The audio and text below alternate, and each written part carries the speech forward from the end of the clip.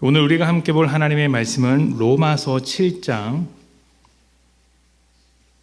21절부터 25절까지 말씀입니다. 로마서 7장 21절부터 25절까지 말씀. 로마서 7장 21절부터 25절까지 말씀을 우리 다 같이 봉독하도록 하겠습니다. 자, 시작. 그러므로 내가 한 법을 깨달았노니 곧 선을 행하기 원하는 나에게 악이 함께 있는 것이로다. 내 속사람으로는 하나님의 법을 즐거워하되 내 지체 속에서 한 다른 법이 내 마음의 법과 싸워 내 지체 속에 있는 죄의 법으로 나를 사로잡는 것을 보는도다. 오호라, 나는 곤고한 사람이로다. 이 사망의 몸에서 누가 나를 건져내랴. 우리 주 예수 그리스도로 말미암아 하나님께 감사하리로다. 그런즉 내 자신이 마음으로는 하나님의 법을, 육신으로는 죄의 법을 섬기노라. 아멘. 우리 지난주의 말씀은 이제 다 기억을 하시는지 모르겠습니다. 혹시 지난 한 주 동안 말씀을 듣고 감명을 받아서 쇼생크 탈출을 보신 분이 계십니까? 네, 안 계시는군요. 네, 잘 하셨습니다. 나중에 보시면 떠올리시면 됩니다. 쇼생크 탈출을 이야기하면서 우리가 다루었던 내용은 자유와 그 자유를 자유답게 사용할 수 있는 책임이었습니다. 자유가 주어졌음에도 그 자유를 누리지 못하는, 그 자유가 요구하는 그 책임을 감당하지 못하는 사람은 그 자유로부터 도망치려고 하고, 그 책임을 다하는 사람은 이제 자유롭게 된다라는 내용이 쇼생크 탈출이죠. 그리고 그것이 그 인생의 구원으로 다가왔습니다. 리뎀션이라고 해서 구원이죠.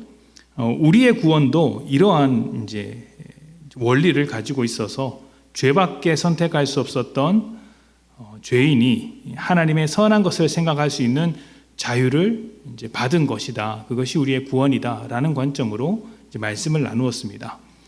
여기서 핵심은 이런 것이죠. 그렇게 하나님께서 우리를 자유케 하셨다. 죄로부터 자유케 하셨다. 그러면 우리는 이 자유를 어떻게 사용해야 하느냐?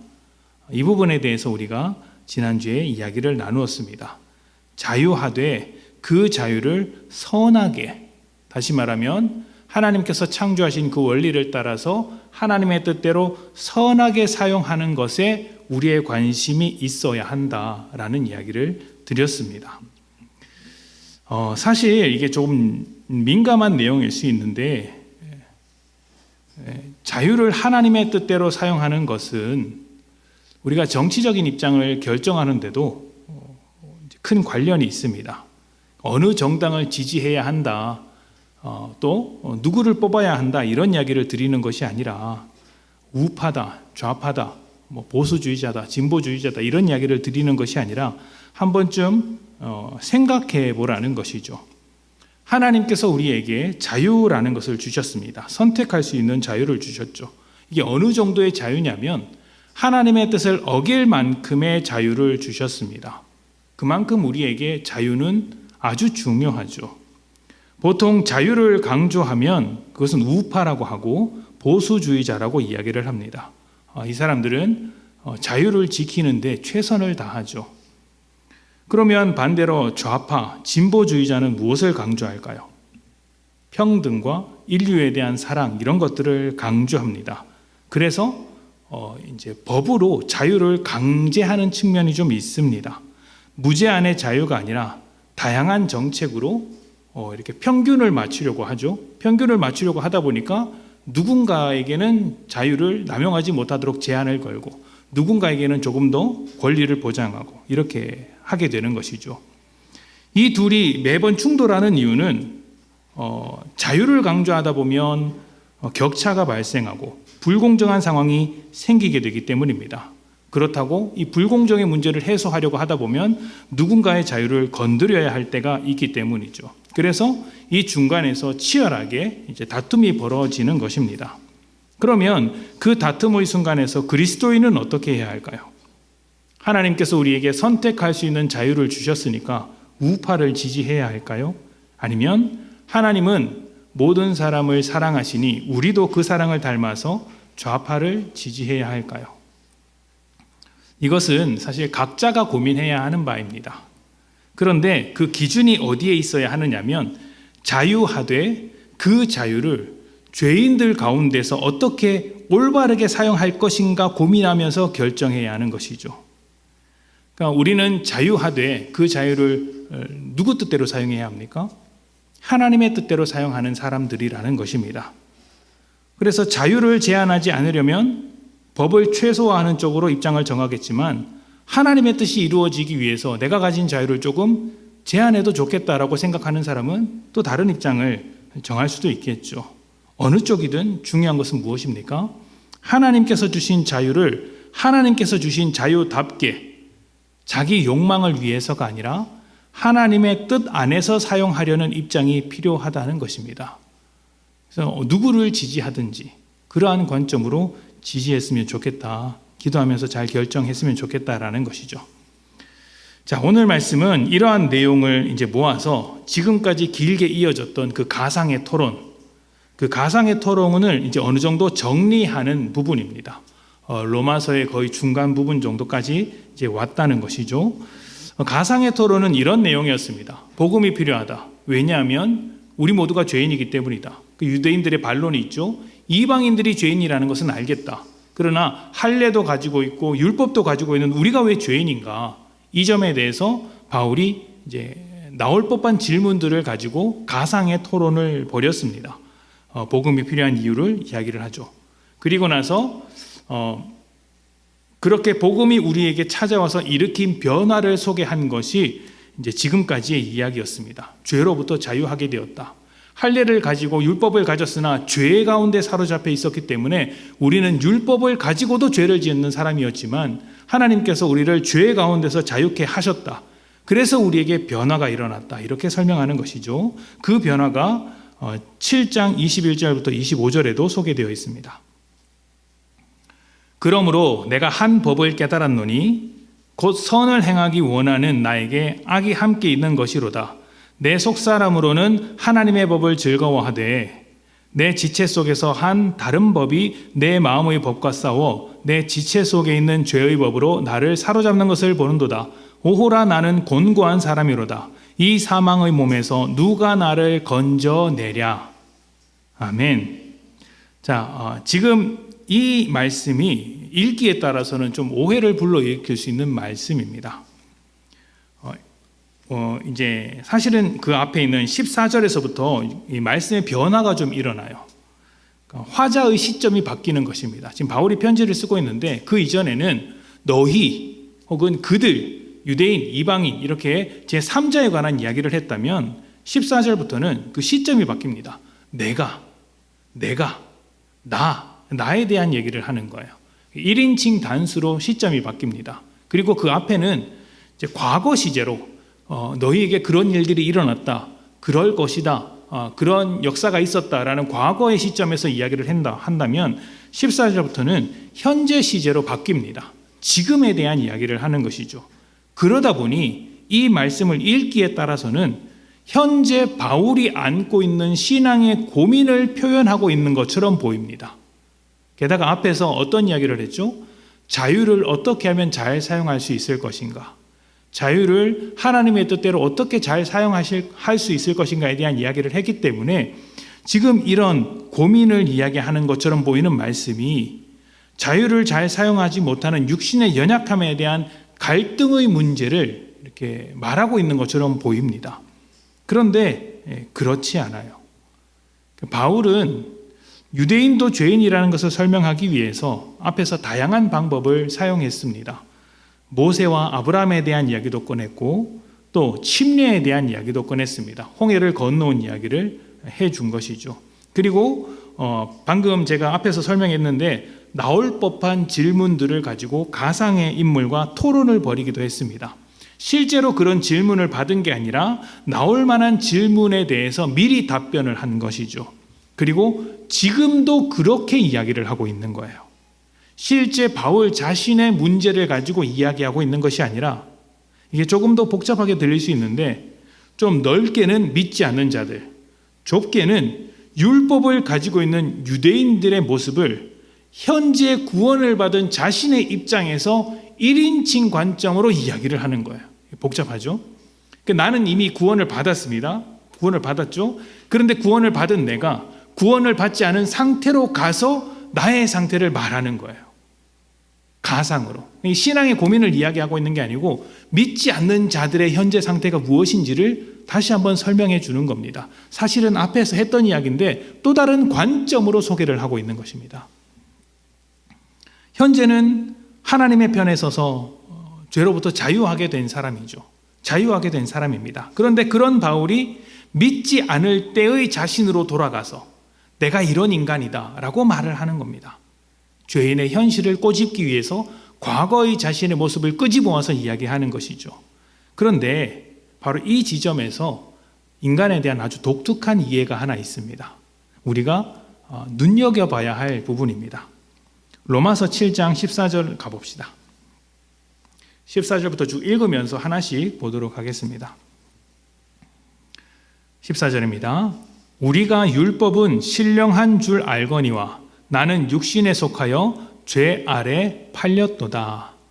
아멘. 바울이 뭐라고 이야기합니까? 나는 지금 어떤 상태입니까? 육신에 속하여 죄 아래 팔려간 상태입니다. 그런데 사실 바울은 구원을 받은 사람이죠. 그 죄로부터 자유하게 된 사람인데 죄에게 팔려간 사람의 입장이 되어서 지금 자신을 돌아보고 있는 겁니다. 구원받지 못한 바울이 구원받지 못한 사람이 되어서 말을 하는 것이죠. 그 상태가 어떤 상태입니까? 죄 아래 팔려간 상태, 죄의 종이 된 상태라는 것입니다. 그러면 죄의 종이 되어서 어떻게 되었냐면 15절부터 17절에 나옵니다. 내가 행하는 것을 내가 알지 못하노니 곧 내가 원하는 것은 행하지 아니하고 도리어 미워하는 것을 행함이라. 지금 누가 이렇다는 겁니까? 바울이 이런 것이 아니라 죄인들이 이런 상태라는 겁니다. 죄인들이. 16절입니다. 만일 내가 원하지 아니하는 그것을 행하면 내가 이로써 율법이 선한 것을 시인하노니 이제는 그것을 행하는 자가 내가 아니요 내 속에 거하는 죄니라. 아멘. 자, 17절에 무엇이라고 이야기합니까?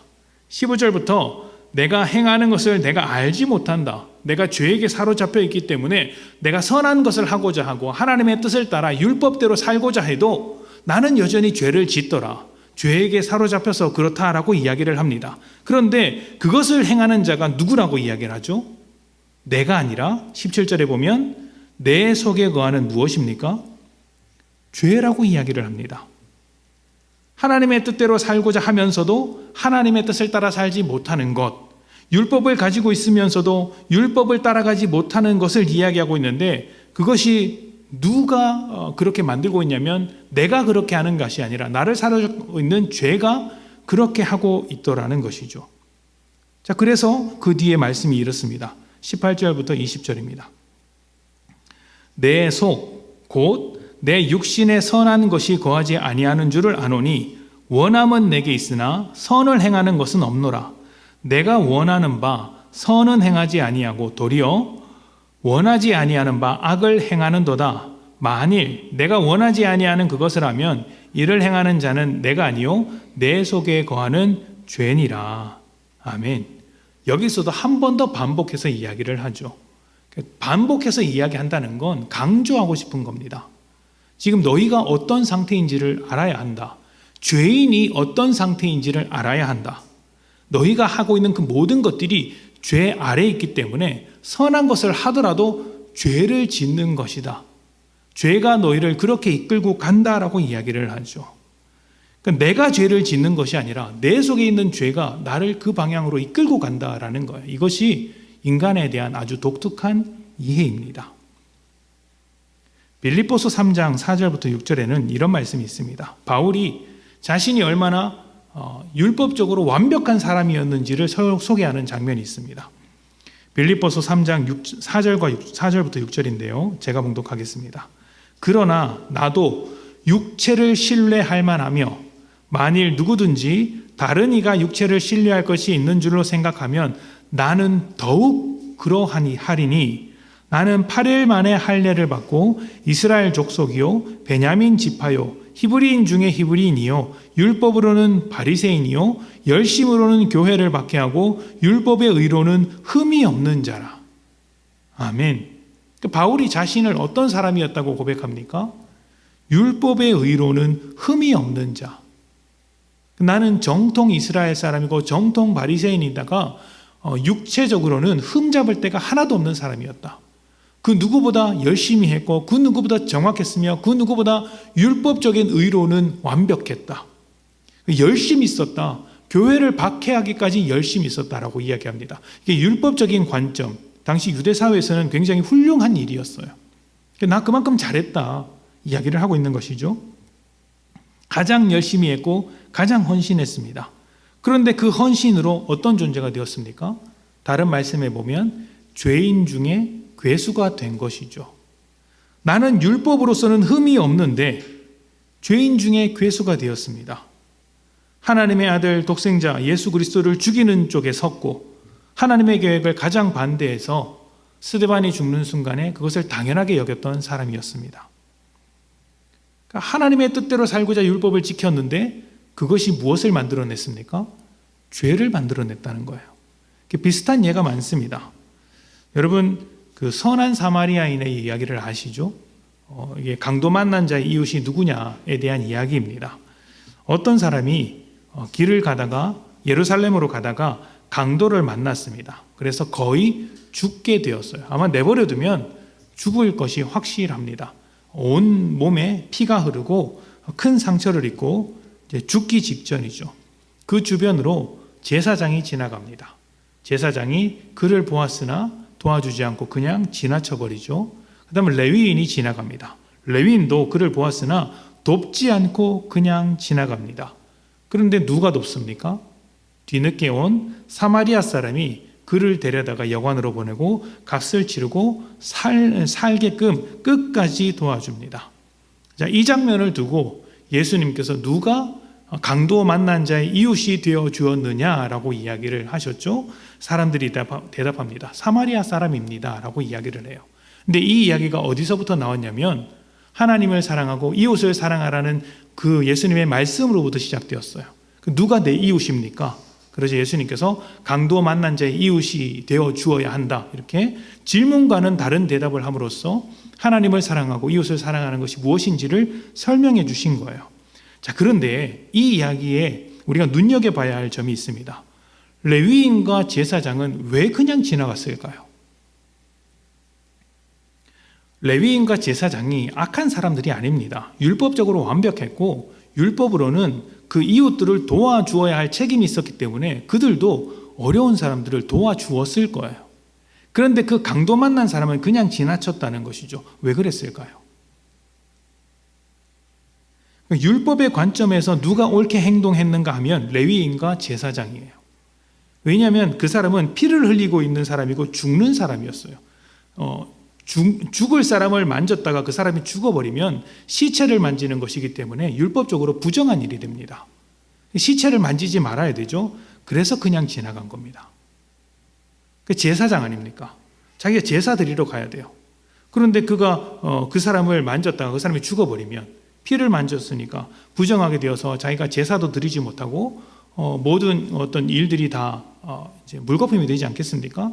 그러니까 율법을 지키기 위해서 그냥 지나갔다라는 것입니다. 율법의 의무를 잘 지켰죠. 그런데 그 율법을 지키느라 정작 사람을 버렸으니 어떻게 된 것입니까? 예수님께서 가르쳐 주신 하나님을 사랑하고 사람을 사랑하라는 그 말씀에서는 멀어졌죠. 율법을 지켰는데 하나님의 뜻과 다른 방향으로 간 것입니다. 이런 이야기, 그러니까 바울이 지금 자신에 대해서 소개하는 것, 나는 율법적으로 완벽했다라고 말하는 것과 이 사마리아 사람이 말하고 있는 이야기의 공통점이 무엇이냐면 옳은 일을 했는데 그것이 죄를 짓는 일이었다는 것입니다. 옳은 일을 했는데 그게 죄였어요. 이게 우리가 안고 있는 모순인 거예요.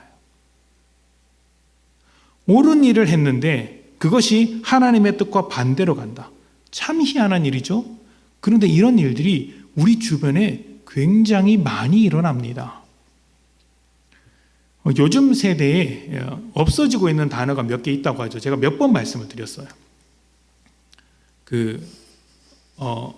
제가 인터넷에서 찾아보다가 들었는데 젊은 세대 속에서 사라지고 있는 어떤 단어들이 있다고 합니다. 뭐냐면 사랑이에요, 사랑. 책임지는 사랑이 없죠.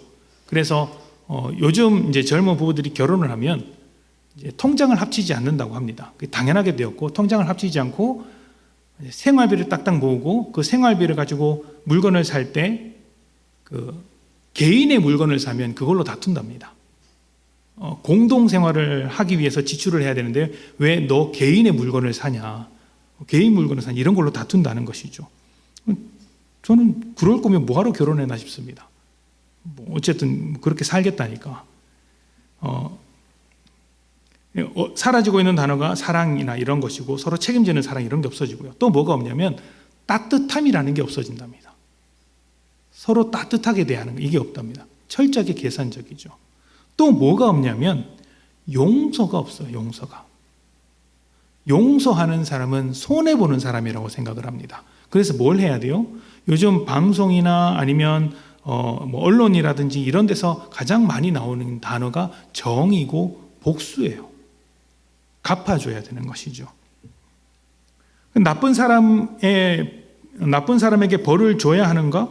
우리 사회가 건강해지려면 확실하게 벌을 줘야 한다라고 이야기를 하죠. 이게 우리 사회에서 옳은 일입니다. 잘못했으면 벌을 받아야죠. 그런데 하나님은 원수를 사랑하라고 하시어요. 벌을 주는 것이 옳은 일을 하자는 것인데, 그 옳은 일이 하나님의 뜻과 얼마든지 반대로 갈 수 있다는 것입니다. 왜 그럴까요? 우리가 죄에게 사로잡혀 있기 때문입니다. 선을 행하고 싶어도 할 수 없는 존재이기 때문입니다. 이런 우리 존재의 모순점을 깨달을 때 비로소 우리는 하나님의 도우심을 구하게 되는 거예요. 나는 옳은 일을 한다고 했는데 그 옳은 일이 오히려 죄에 가깝고 하나님과 멀어지는 방향으로 가고 있다는 것을 발견하게 될 때 뭐라고 이야기합니까? 로마서 7장 24절과 25절에서의 이야기가 나오는 거예요. 오호라, 나는 곤고한 사람이로다. 뭘 해도 모순 덩어리구나. 이 모순을 극복하기 위해서 잘해보려고 하는데 안 되는구나. 오호라, 나는 곤고한 사람이로다. 이 사망의 몸에서, 하나님의 뜻을 따라가지 못하도록 붙잡고 있는 이 죄의 몸, 사망의 몸에서 누가 나를 건져내랴. 나로서는 할 수 없다는 것이죠. 그래서 어떻게 합니까? 25절에 보면 우리 주 예수 그리스도로 말미암아 하나님께 감사하리로다. 그런즉 내 자신이 마음으로는 하나님의 법을, 육신으로는 죄의 법을 섬기노라.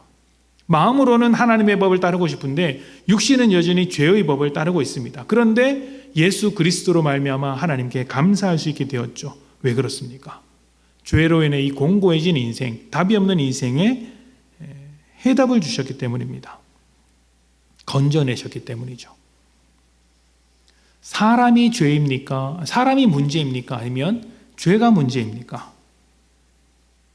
죄가 문제인 거예요. 하나님은 사람을 잘 창조하셨어요. 근데 죄가 그 사람을 붙잡아 버려서 우리를 자꾸 하나님과 반대쪽으로 끌고 가게 되었고, 죄가 문제라서 예수님께서 이 땅에 오셔서 죄의 문제를 해결하신 거예요. 로마서 8장 1절과 2절입니다. 그러므로 그렇게 되었으니 그러므로 이제 그리스도 예수 안에 있는 자에게 결코 정죄함이 없나니 이는 그리스도 예수 안에 있는 생명의 성령의 법이 죄와 사망의 법에서 너를 해방하였음이라. 아멘. 죄의 법이 우리에게 문제가 되었기 때문에 우리를 정죄하지 않으시고 그 죄의 문제를 해결하셨습니다. 그리고 이제 우리에게 무엇을 주셨어요? 죄와 사망의 법으로 살게끔 한 것이 아니라 생명의 성령의 법에 다스림을 받게 하시는 것입니다. 하나님의 형상인 사람이 죄에게 사로잡혀서 하나님의 뜻을 알고도 할 수 없음을 아시고 하나님께서는 이 죄를 해결하셨습니다. 그리고 우리를 정죄하지 않으시고 우리를 죄로부터 자유하게 하신 것이죠. 이것이 하나님의 관점으로 바라본 인간의 모습이에요. 죄에게 사로잡힌 모습. 그래서 저 곤고한 인간을 하나님께서 긍휼하게 생각해 주셨고 죄를 해결해 주셨으며 우리를 구원해 주신 것이죠. 기독교에서 아주 전통적으로 내려오는 말, 성경에는 없지만 성경의 진리를 담고 있는 말 중에 이런 것이 있습니다. 죄를 미워하되 사람을 미워하지 않는다. 죄를 미워하되 사람은 미워하지 않는다. 이 말이 가진 의미를 여러분은 이해하고 있습니까? 하나님의 관점으로 바라볼 때만 가능한 말입니다. 왜냐하면 저 사람을 죄가 사로잡고 있기 때문에 그 사로잡고 있는 죄를 미워하되 사로잡혀서 곤고하게 살고 있는 인간을 미워하지는 않는 것입니다. 불쌍하게 생각하는 것이죠. 우리 주님께서 죄인들을 불쌍히 여기셨듯이 우리도 하나님의 관점을 가진 자로서 저 죄인들을 불쌍히 여기는 것입니다. 이런 관점을 가져야 원수를 사랑하라는 말을 비로소 납득할 수 있는 거예요. 어떻게 원수를 용서할 수 있는가? 어떻게 원수를 보복하지 않을 수 있는가? 로마서 12장으로 한번 넘어가 봅시다. 나중에 우리가 후반부에 가면 보겠지만 미리 한번 보도록 합시다. 로마서 12장 17절부터 21절입니다.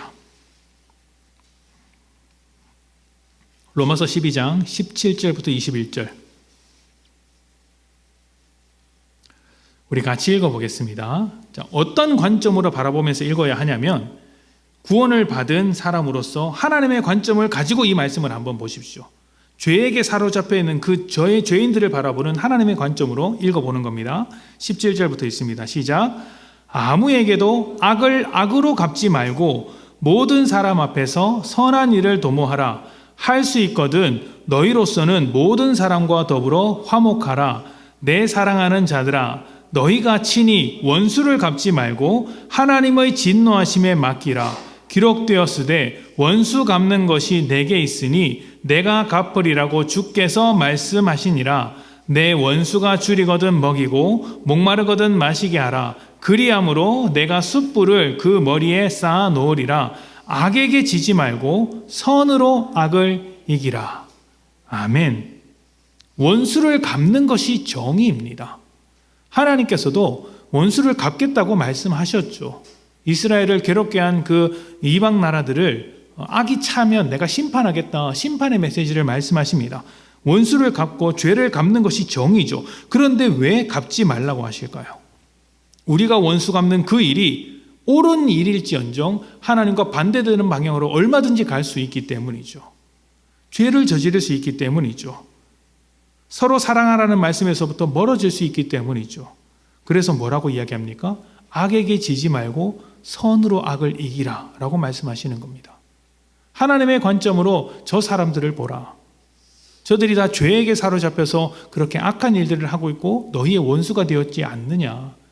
너희도 그들과 같이 죄에 사로잡혀서 한다면 너희가 한 행동이 옳다고 판정될지언정 선한 것은 아니다 라는 것이죠. 여러분 주변에는 악한 사람들이 있을 겁니다. 여러분에게 해코지 하는 사람이 있을 수 있겠죠. 여러분을 억울하게 만드는 사람도 있을 것입니다.